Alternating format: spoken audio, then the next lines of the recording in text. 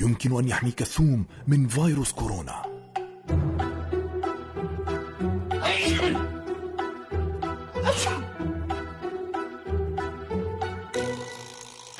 تذكر أن تحافظ على مطبخك نظيفا وخاليا من الجراثيم باستخدام ورق مطبخ فاين المعقم للتنظيف بعد الطهي.